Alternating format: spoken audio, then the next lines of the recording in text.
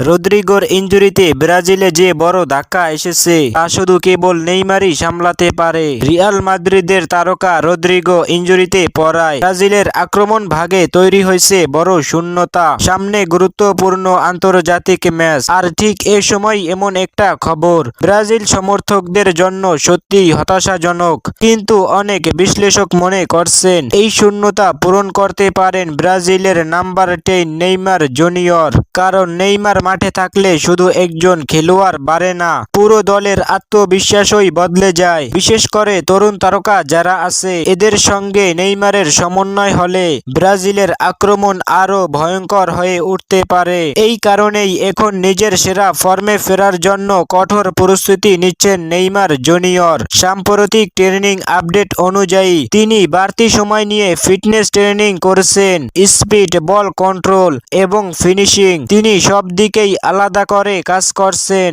শুধু তাই নয়, নিজের ফিটনেস ফিরে পেতে জিম ও মাঠ নেইমার দুই জায়গাতেই নিয়মিত অনুশীলন করছেন। লক্ষ্য একটাই, আবার ব্রাজিলের হয়ে মাঠে নামা। ব্রাজিল জাতীয় দলের কোচ এবং তার কোচিং স্টাফও নেইমারের পারফরমেন্স খুব কাছ থেকে পর্যবেক্ষণ করছেন। তাদের মতে যদি নেইমার পুরোপুরি ফিট হয়ে ওঠেন তাহলে ব্রাজিলের আক্রমণ ভাগ আবারও নতুন শক্তি পাবে। কারণ অভিজ্ঞতা, সৃজনশীলতা এবং বড় ম্যাচে পার্থক্য গড়ে দেওয়ার ক্ষমতা, এই তিনটি জিনিস এখনো নেইমারের মধ্যেই সবচেয়ে বেশি।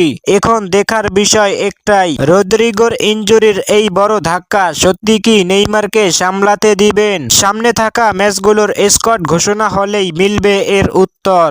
নেইমার ছাড়া ব্রাজিলিয়ান ফুটবলারদের আত্মবিশ্বাস যেন চিনি ছাড়া শরবত। দলের অনুপ্রেরণা নেইমার জুনিয়র যদি দলে ফিরেন তাহলে ব্রাজিল আবারও ফিরবে 2002 বিশ্বকাপের মতোই ফিরবে।